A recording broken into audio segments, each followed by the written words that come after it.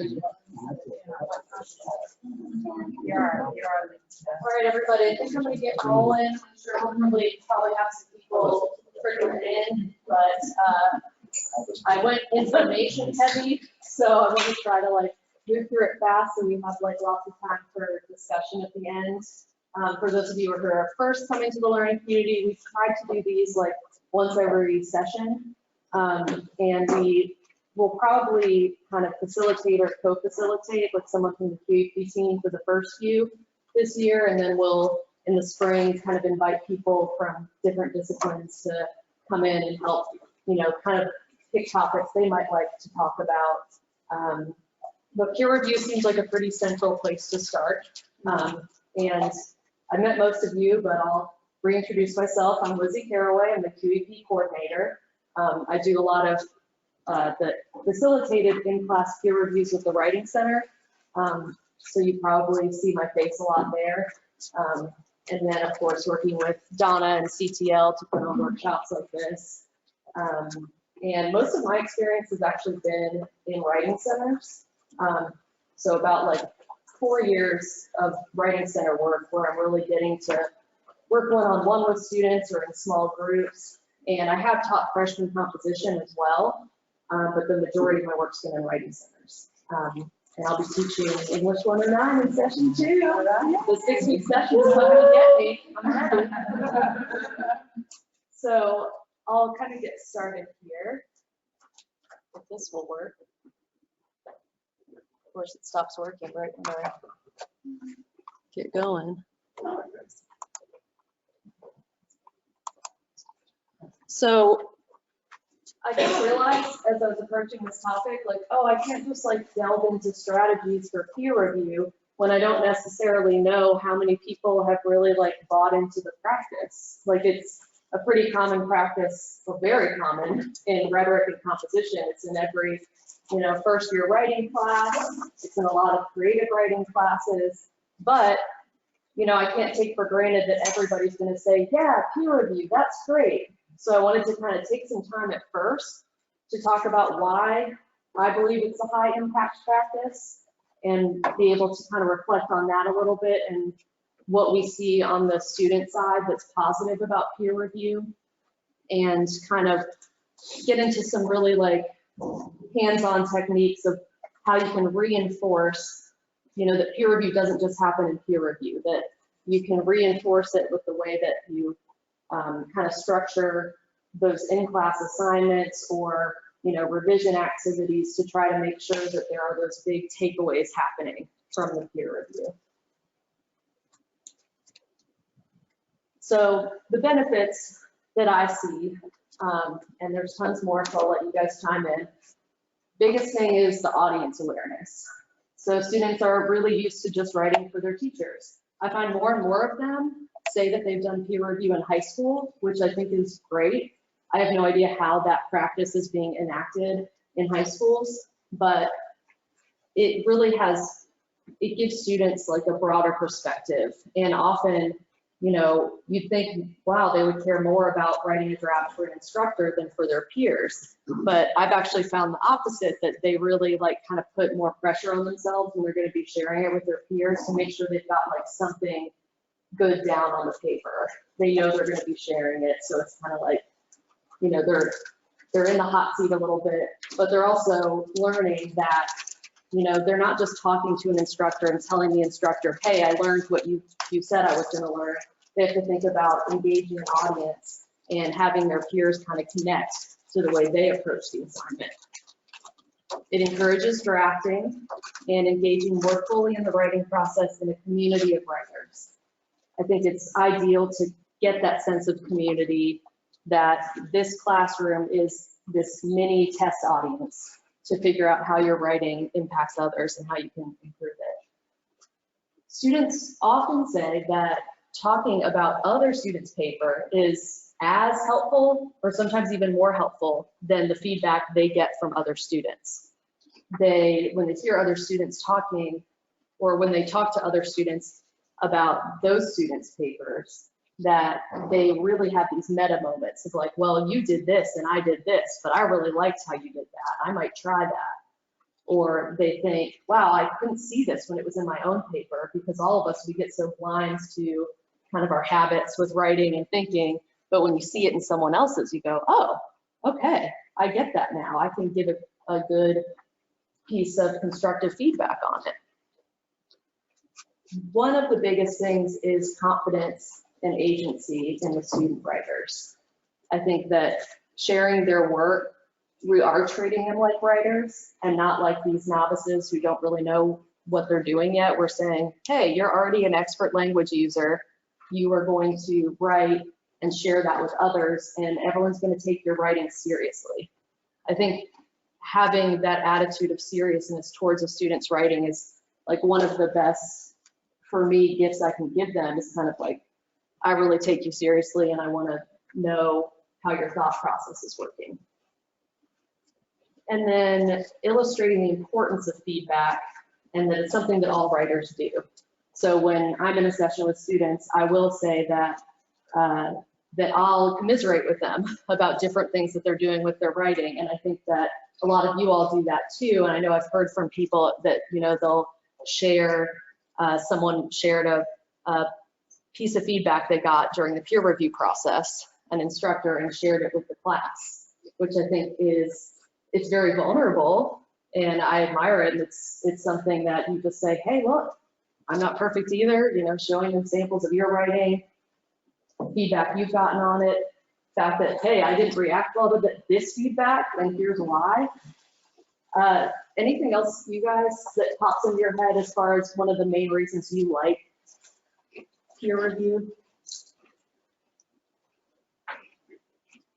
Yeah, I think sometimes it can serve as like validation for the things that you're saying when it all of a sudden gets like mirrored by their peers.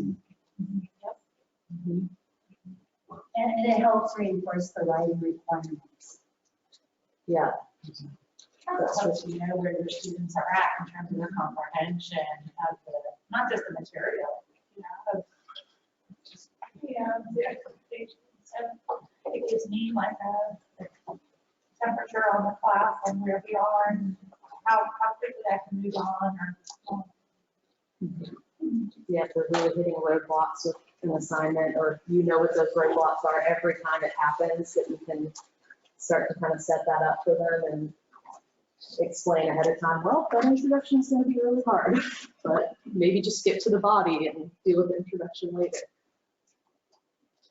So I was really interested in some data on what students think about peer review, because I feel like usually, you know, evaluations, they're given to the instructor, or maybe they're given to the writing center, and sometimes I feel like, oh, they're just telling me what we want to hear, that they like it, and I don't really know why it might be interesting to them. So I looked at this study with a pretty large number of students at University of Pittsburgh, where they were looking at essentially these 3 different courses. All the students were receiving feedback on their writing. They were receiving written comments, but they didn't, you know, they assumed that all these comments were coming from students. However, there was an expert, a subject area expert, who was also giving feedback.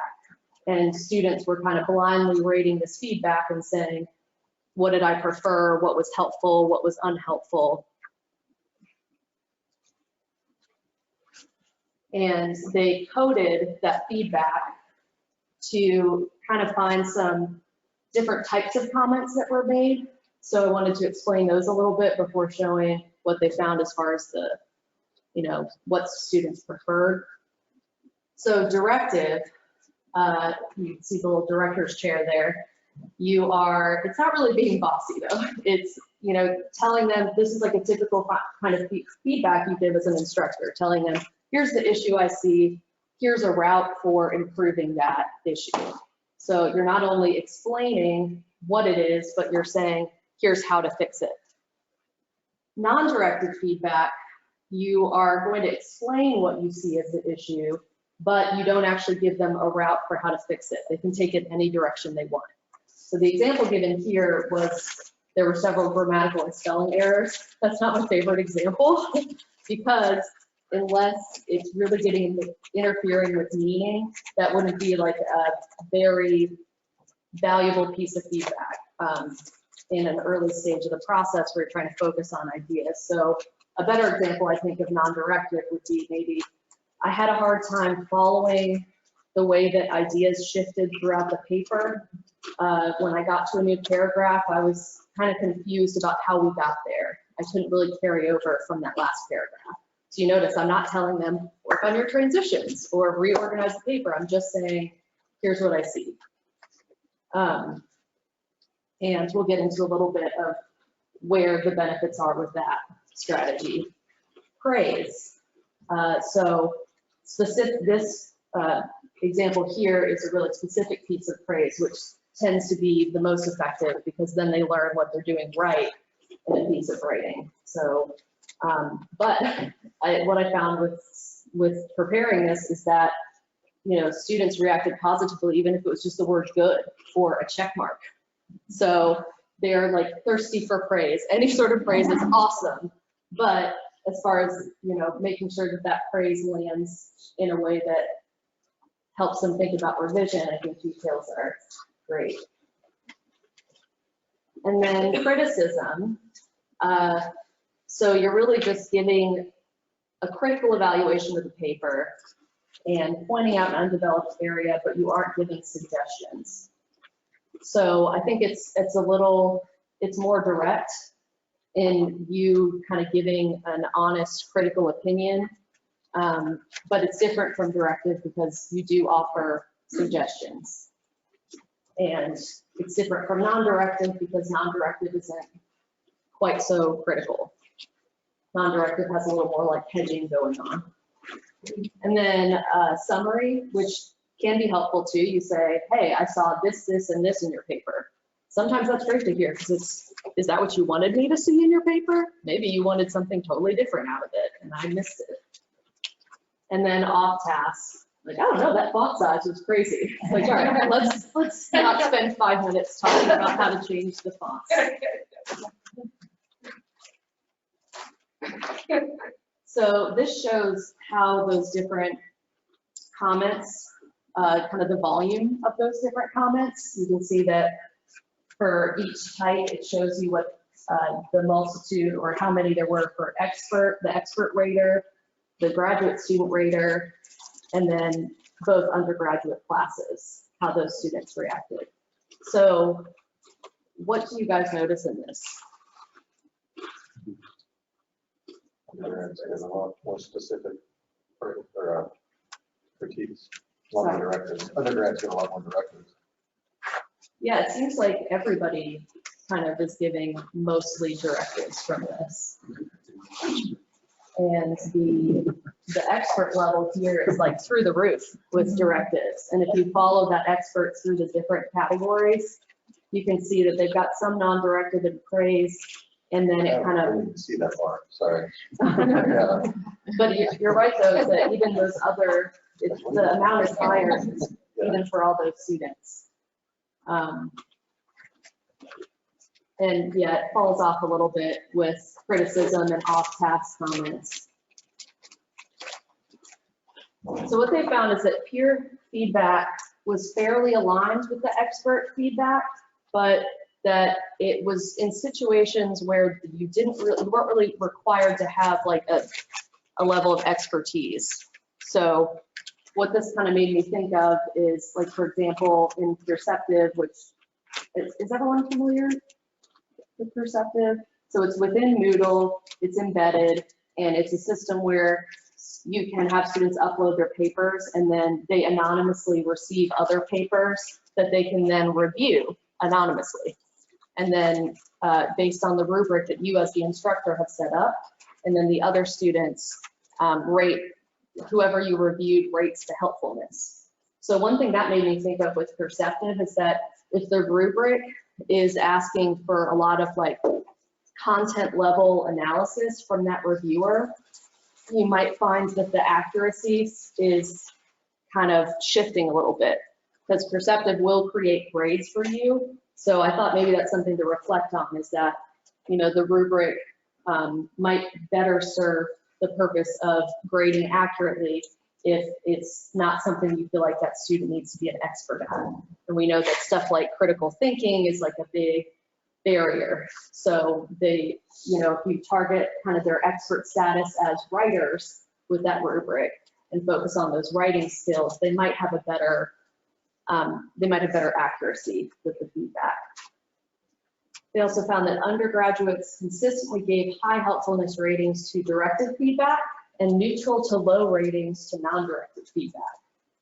That kind of, at first, it like hit me in the stomach kind of hard, because with writing center work, it's typically you're saying, yeah, you use directive sometimes, but you want to try to use non-directive whenever possible, because you don't want to take ownership of the paper. You don't want your comments to interfere with the instructor's comments. But at the same time, when I reflected on it, I thought, well, yeah, students like it better when they have a clear path to what they need to do. That makes total sense. It doesn't mean they're learning more when they have that direct path. You're gonna give it to them at the right time. Right, but it is a way to think about engaging them. So when we talk about students having resistance in the writing center, sometimes if a consultant is being non-directive with them the whole time, students just kind of throw up their hands because they're thinking, you're holding some answer that you're not giving me. I know that you know it. So you have to meet them in the middle, and you have to give some directives. And I'll talk about that a little more later too, about how you can give softer directives. Students across the study really loved praise. That was a theme. They loved praise. They thought it was very helpful. And critical comments, they were not big fans of. And actually the critical comments were very rare, and the people who conducted the study were guessing that maybe it's because they prompted the students a lot, saying, you know, give constructive criticism, don't just give criticism. So maybe everybody locked up and just decided not to do it instead.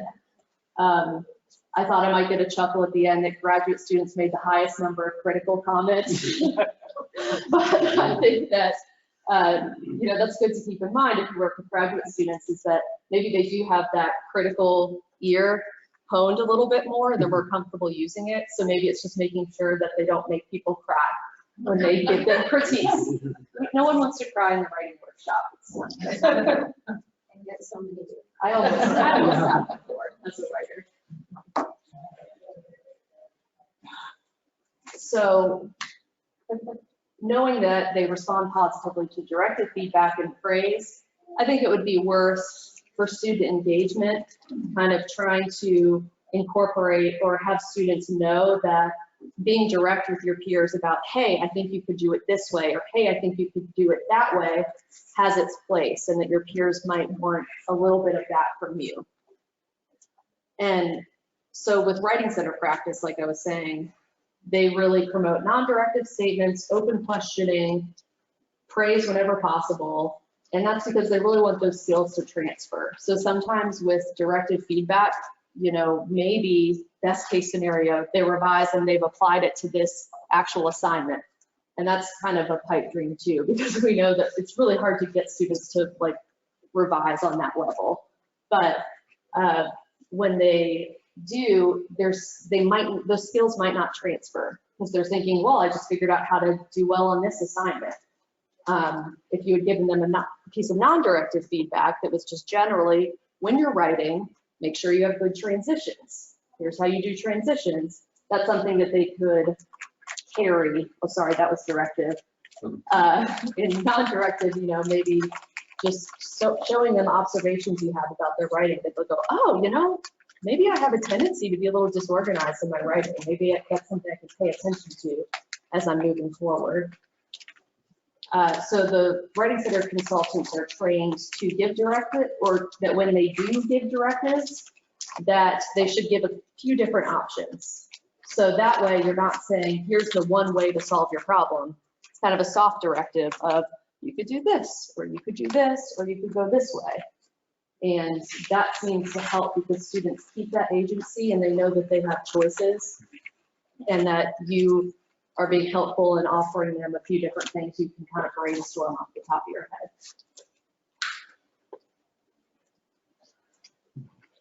All right, another study, sorry, this one will be quick. So this was a large study too, and students It's 172 first-year students, and they received a sample paper that they read, and then they were given a series of comments. I think it was like a 40-item questionnaire. They're supposed to look at those comments and then rate which ones they preferred. And, you know, there's like a 4-point scale for that, like really preferred, really did not prefer. And those written comments came from 20 different instructors, that it wouldn't be identifiable to the student that, oh, this looks like the comment from the same instructor here. It was just this big pool. So they found with that specificity and clarity were highly valued, while comments seen as unclear, complex, or vague were not received favorably. Students most preferred comments that were presented as advice with thorough explanations, and they liked kind of moderate level of directiveness. They found that helpful. And they were particularly receptive to open questions, which wasn't something in that kind of coding scheme, but I do see open questions as kind of a non-directive method. You're saying, well, what do you see as your thesis in this introduction? You know, you're trying to kind of guide them to something that you're noticing. And a more recent study, I liked this terminology they used, that they found that like mitigated or hedged comments allowed students to, or gave them a little more agency. So when you as the respondee are saying, I found it a bit confusing, instead of I found it confusing, that those two words, a little bit, that little bit of hedging kind of gives you some humility and gives them a little more agency. So, and then saying, can you expand on that? You know, that's considered kind of a hedge too. You're not really directing them to do that. So to summarize all that, I really saw that students are wanting feedback that's encouraging, clear, direct, specific, and solution-oriented. But, you know, the question then is turning to how do we create that space? So now that we've kind of looked at unpack peer review a little bit, how does it work in practice? So these are some of the challenges I saw, and I want to see what you guys have too, because, you know, conducting peer review is really hard, and I feel like I could do it my whole life and like never really feel like I was doing it perfectly. You don't have a lot of oversight on what's happening in student groups as the instructor. And another thing is that students don't intuitively know how to give thoughtful, detailed feedback. You know, it's not natural. You can't just throw them together and say, hey, you know, talk to each other. Tell each other what you think. It's a skill they really need to practice. And a big thing is resistance to revision.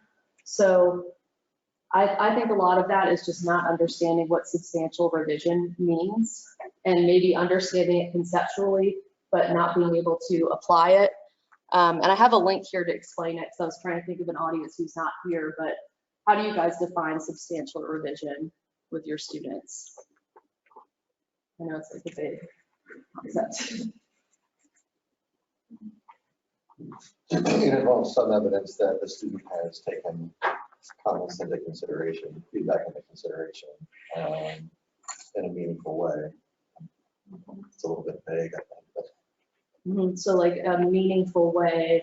So if they just got like spelling, if they corrected some spelling, grammar, and a comma here or there, you know, that may have been some of the feedback they got, but it's not really getting to a larger level. When I think of substantive revision, it's usually, you know, I'll talk about the acts that they're doing. It's like adding, deleting, like adding and deleting big pieces of text. And that it doesn't mean you have to rethink the whole paper, but you probably have to rethink your introduction, or you have to rethink both your intro and your conclusion, or think about how you need to, you know, reorganize your paper so that the ideas make more sense. So getting them to see that substantial revision is global issues with the paper, or what we call global issues. So the things that really affect the meaning and the arguments that they're making in the paper. I think also making clear that an A draft isn't an A paper, because sometimes I think if they got like a high grade on their draft, like, oh, now I have to make changes, or, oh, I got a B on this draft, so if I just do a couple of things, then it will be an A. kind of, no, this was great for a first effort, but it's not great for a final effort, and kind of explaining that to them. Yeah, that's really hard. I think when it works best, you start to see the writers using specific feedback in one area and generalizing to other places that may not be necessarily the focus of feedback. So they're sort of learning from the more micro levels and being able to apply it more broadly. Yeah, definitely. And a big thing I think too is that there's a disconnect between what happens in peer review and then when they're actually supposed to enact it. I know when I was in a writing workshop in grad school, I got that big stack of papers, and when I walked out of that workshop, I was like, I'm ready to go write immediately. I'm gonna fix everything. It's gonna be great. And then I went and got coffee, and I, pet my cat. And then 2 weeks later, I'm like, let me go look at these cryptic comments or these notes that I made to myself, and I have no idea what they mean anymore. You just kind of, it's hard to have that distance. I feel like that situation is fairly common. I wonder if maybe we should tell students, like give them like 5 to 10 minutes at the end of class, at the end of a peer review, and say, all right, make your blueprint on your draft, so that way they just have that one draft to look at instead of going back through 3 different copies with comments all over them. Yeah, I think that would be a really good practice. And I think, do you mind sharing what you did that's similar to that recently? Yeah, so last week we had peer review in my class, and had actually 2 days in a row of peer review. So students had to bring in 2 drafts on their way to the final paper. And after the first round of peer review, they were given a worksheet of sorts with revision goals. So they were to fill in the goals and then come back the next day with it filled in with the specific changes that they made. Nice. And it was a good first try doing it. What some of the students did was filled in what they actually did in class on the first day, so they didn't actually do it.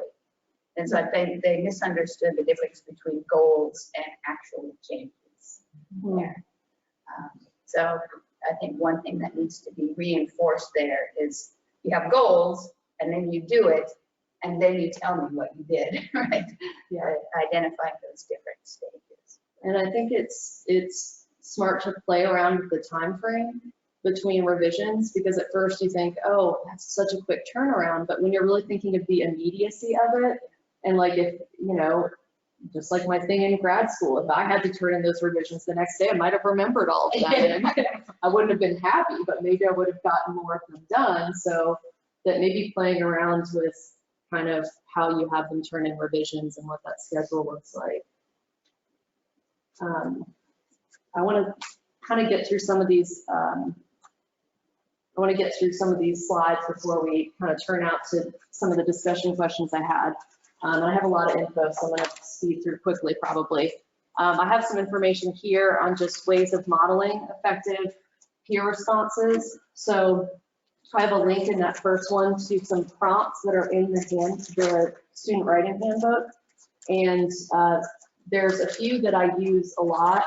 And so it basically has like the name of kind of a strategy, and then it explains what they do when they give feedback using that strategy. So the 3 that I always use when I'm facilitating, and the first 3 in that handbook are positives, questions, hear more about. So first of all, you always start with praise, get them open and kind of connecting in that way. And then questions can start to point out maybe the areas that are confusing in a non-directive way. And then the hear more about is just as a reader. I wanted to hear more about this. Usually with the first draft, there's lots of room for expansion. So I found that one is helpful. But there's several other strategies there too that I think, if students can look at all of the prompts and kind of decide which ones match well with their personality. I think a lot of personality plays into how you give comments. It's kind of hard to force it. You kind of have to do what comes naturally to you, because otherwise it can seem like you're not being genuine, and then the feedback's not received as well. Another is to practice responding to a sample essay as a class. and I'm definitely going to get you to talk about this more later, Laura. And so that sample essay could be a random one you found online, or it could be even your own piece of writing. And of course, I think most of you know that the Writing Center does facilitated peer reviews, but if you haven't done it yet, basically what that means is that a consultant will be with each small group of students, and the consultant will model for those students how they're giving feedback. And the students really pick up on the language quickly. So even though it's like not something that they know automatically, I was saying it's not intuitive, they seem to be really quick studies on it. Like I noticed that students immediately start using the same language the consultant is using, and they get to practice with it immediately. And one thing that the Writing Center really wants to scale up is they do for online classes or even online components of your class, they do embedded Moodle Writing Center consultants. So you could have, Laura's been the pioneer for this, and they said it would be so easy to scale up because it's asynchronous, and anyone who's staffed at the Writing Center desk can go into your discussion board and reply to each of your students. And then as the instructor, you can kind of add your own reply, or you can decide what level of action you want to take. If you want to just kind of look over them and give your attention where it's needed, it just gives more voices, more of like another person with expertise in the room, because the consultants are trained to give feedback in a way that your students are still learning. Creating low stakes assignments so that even in regular discussion board posts, when it's just reflective and it's about homework, if they can practice it in that setting before they're practicing it on this big scary paper they're going to get a grade on, then I think it can help with learning how to give feedback too. And perceptive would be one thing that you could use for modeling. I think if you used your rubric really intentionally, that you can kind of embed some of the language that you would want your students to use if they were talking to each other in a peer review. And again, like I said earlier, I think it's helpful if the things in the rubric are things that the students would feel pretty confident about responding to, that they don't feel like they have to be an expert to do it. And I have a few different, I'm going to kind of breeze through these quickly, but different ways to increase, kind of build more accountability into peer review if you aren't facilitating through the Writing Center. So one way is assigning roles to each student in a small group. So you got the taskmaster who makes sure nobody's like, chasing butterflies. You've got the timekeeper, the reporter, and the reporter could really kind of take notes that then you could, as the instructor, use to maybe grade the group if you wanted to, or if you wanted to just make sure that there was a good conversation happening. For each one, I put affordances and constraints because no one is perfect, no method is perfect. But I think just being aware of what some of the shortcomings are, you can kind of decide what's best for your setting. Peer review worksheets. So there might be some settings where this is really helpful, if you have a really small class, or for me, the big thing is having it done in a way that the students can still have a conversation where they're looking at each other's faces, but then also have time to fill out the worksheets. Yeah. Are there worksheets available? I'm thinking about online teaching. Are there worksheets available that are already created that you could then use as a facilitator or as a model? Yeah. I'll ask the Writing Center about that. I don't think they have that at this point. I use the 3 prompts that you had mentioned via Clifton, and I used them last week in my online course that went over so well. Oh, good. Over so well. The students felt empowered that they had something to speak to, and that just gave them the vehicle to then give that feedback, both positive, question, and hear more about. And I think that maybe I could then build on that, since I used the peer review, then build on that online course with a worksheet in another way. That would be really wonderful. I'll follow up on that. I know the Writing Center would be happy to create something like that. Usually they kind of follow the instructor's lead with, if the instructor has a specific worksheet they want to use. So I don't think they've ever created one.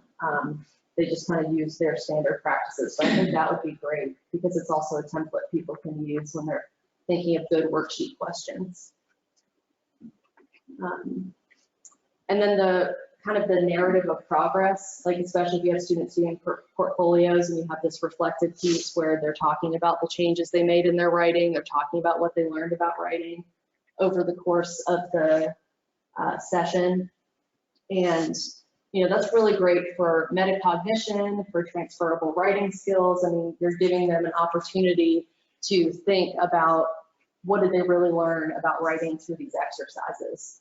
The biggest tricky part with this is that students may claim to make substantial revisions in the reflection, and then you look at the paper and you go, they're just literally not there. And it seems like this totally bizarre thing. You're like, why are you lying to me? What is happening? But I think that, you know, on the gracious side, that maybe they know how to express what needs work. They've learned enough to understand what needs work, but maybe they don't have the writing skills yet to actually enact it. They can talk about it, but when it comes to putting words on the page, that it's much, much harder. And this is just a sample prompt. And I'll post the PowerPoint on our website, but I like this because it asks them to give specific evidence from papers when they're talking about these different, when they're responding to these different questions, that they really have to show evidence in their writing itself. So they have to revisit these pages. A few in-class revision activities.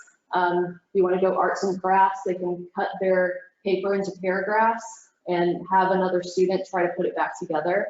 And it's kind of fun because they can really find out their conclusions, actually their introduction, which I swear happens half the time. But that can be fun too, or if you want to do even sentences, if it's the introduction and it's tactile, so it's something a little different. Reverse outlining is of course really helpful, so they make little notes in the margin next to each paragraph saying what that paragraph did. And then you could come up with your own questions to guide revision. The Writing Center has a handout on their website. This link is broken, plus I realized I didn't have time to click on links. But we also have one in page 11 of the handbook. There's a little list of questions of what to ask your readers. So peer review is not a precise art. It's very contextual. Students need a lot of practice. The Writing Center wants to help and support you guys with bringing this into your classroom. So any way you can collaborate with them, they'll be very thankful for. A big takeaway for me is that substantial revision is the ultimate goal, but that we need to realize that we might not see it enacted in the ways that we would hope. And that's more just the students, you know, maybe sometimes it's laziness, sure, or busyness or whatever, but that sometimes too it might be, hey, if they can talk about what they should change, that's progress still, you know, even if they didn't go through and do it. And I plan to put revision in my final draft rubric, maybe like 10%. So like you really can't get like an A+ if you didn't try to really revise. And that words of affirmation are every student's love language. So we have like 15 minutes. These are some questions I had, but we can also just kind of open it up if you have comments about other stuff. I was kind of curious if anyone had like, wanted to talk about your disposition towards peer review and how it's changed, or maybe something in this PowerPoint kind of reminded you of things you've tried or things you've tried that I haven't mentioned that you're going to share. Oh, I want to turn this webcam on. I've never used peer review in the live format, but I have in the online format, and I wish I had used it in the live format. And Taco can help, which I used to teach now, I'm going to teaching. I've had the students do wind shelters, live wind shelters, and into neighborhoods, and picking up all of this material of what the neighborhoods look like and what they are from different pieces of health, and comparing and contrasting them, and what would come out of it was so much bias so much bias. And then, so there's the writing component, which writers have to give feedback, but then there's also the content component. And I felt this as a conversation. This would be so much better as a conversation than me summarizing all the narratives and feeding it back in a small amount of time. So I really think that this is a really valuable tool for so many reasons. Now I use it in the online environment in every course, and I just find it really wonderful. I wish I had more tools in my toolbox for online learning, because I can't just pass the paper to the person next door. And yeah, so I really enjoyed it. I think that all of these pieces of feedback and pieces of tools are so helpful. So helpful. I've used your 3 prompts, like I said, and realizing within my own skill set what is directive, non-directive praise, and I lead with praise. Have to sometimes balance putting in those concrete tools. I think it's really great.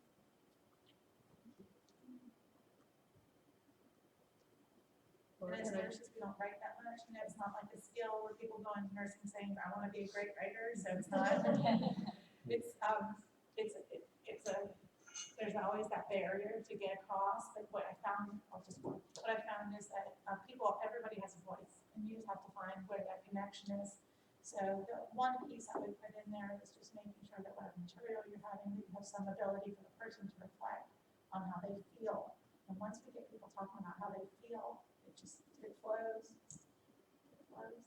Nurses are writers now. Laura, I was wondering, could you share, well, for one thing, the sample experiment that you did, but then also if you could talk just a tiny bit about your experience with embedded. So, I about 10 years ago decided to try modeling peer workshops, which are a little bit different than peer review in that instead of small groups, it's the whole class discussing one piece of writing together by actually doing the assignment myself and then having the students respond to my paper. Which went okay. But I found that they weren't very open to giving me feedback on my paper. So because we have a really fantastic group of people working in the Writing Center now, I was telling them about that. They got really excited. And so they were like, what if we all do this? So they came to my class 2 weeks ago. And I have this assignment where the students have to write what I call your personal identity playlist narrative and analysis. So they have to tell their life story through a playlist of songs. And so I and Charles Maynard, who directs the Writing Center, and Abby Lemon, who is I don't know what her actual name is, but sort of the coordinator right now. Yeah. And Leah Cover, who is the instruction librarian, we each wrote the playlist essay, and then we workshopped each other's papers.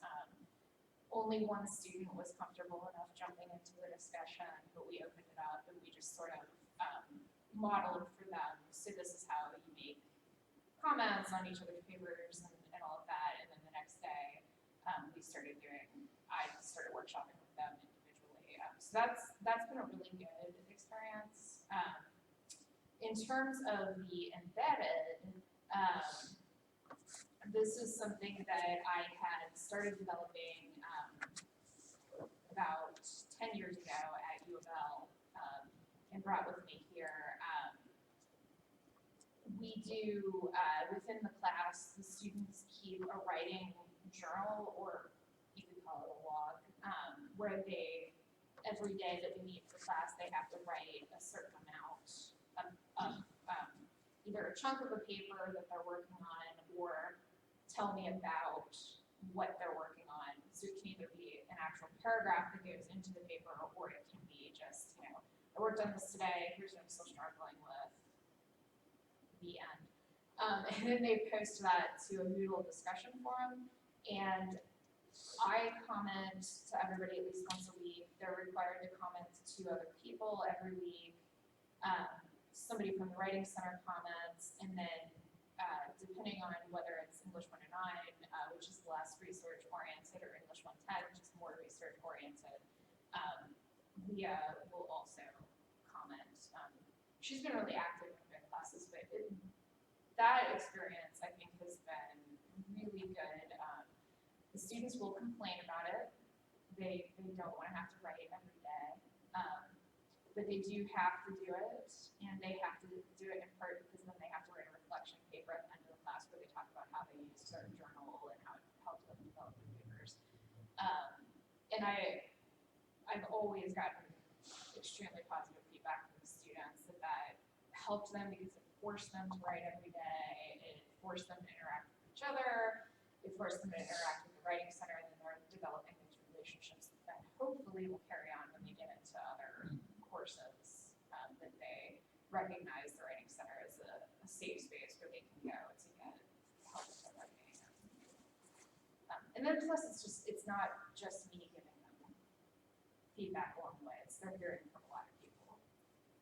And you're kind of showing them through that you're just one of many readers. Yeah. Which is kind of nice as far as kind of democratizing that space.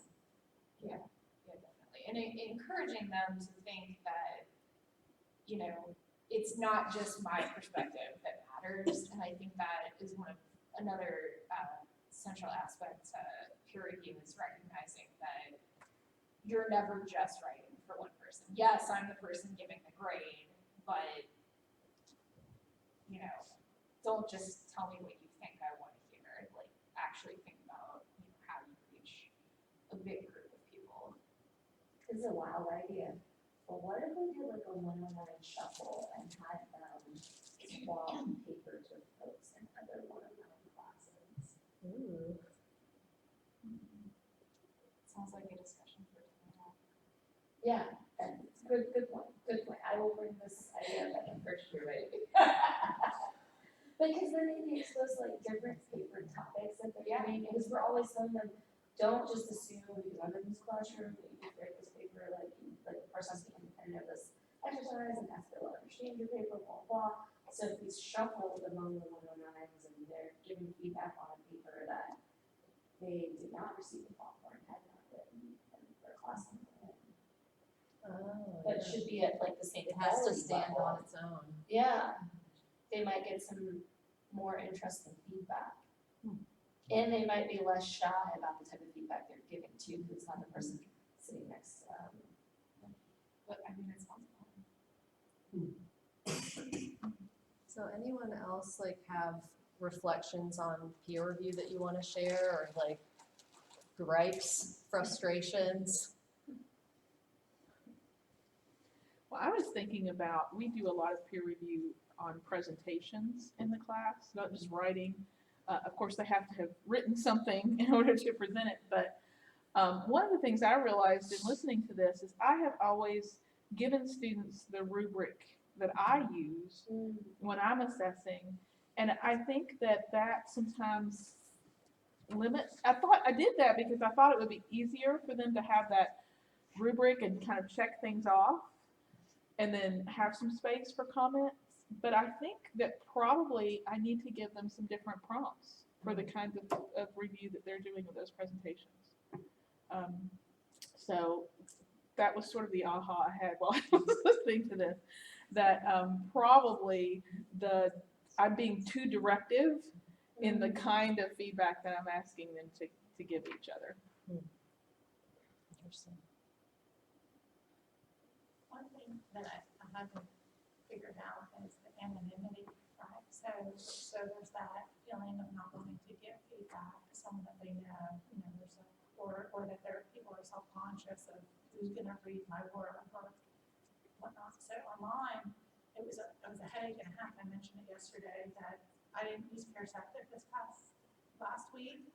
So I assigned all my students student numbers. I have 17 students right now, so I assign them all student numbers, and then I received their papers through Moodle, and then I randomly sent out 2 student number papers to the students so that they did not know who they were reviewing, and then could then provide feedback. And unfortunately, I wasn't able to give the feedback back to the students. It was more or less a practice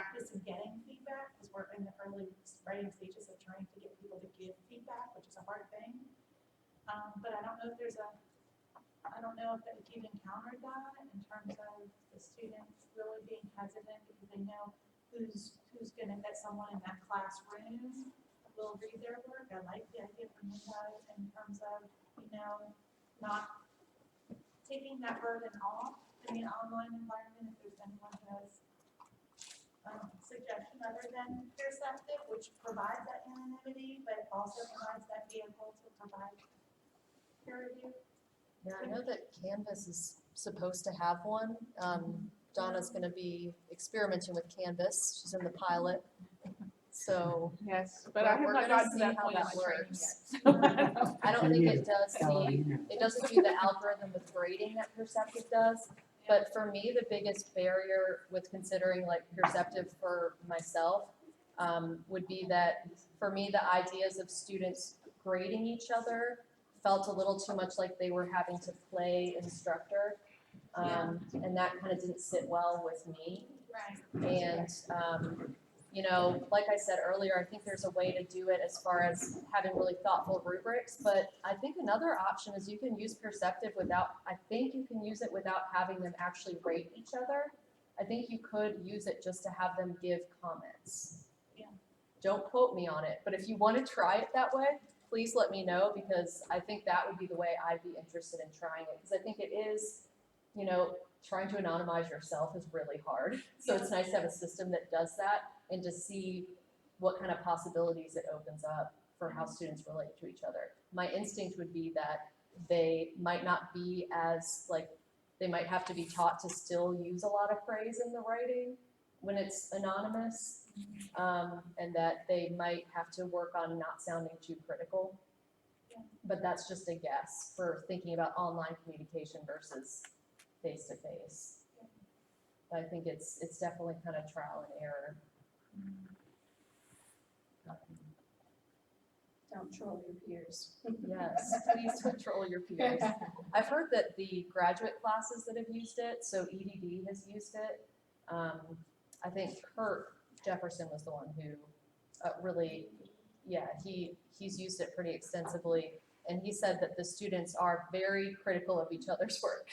And that at first it was like mostly good, but then sometimes there was a little bit of kind of cross-fighting that was happening. They don't know who the reviewer is, but they sure don't like them after reading what they wrote, so.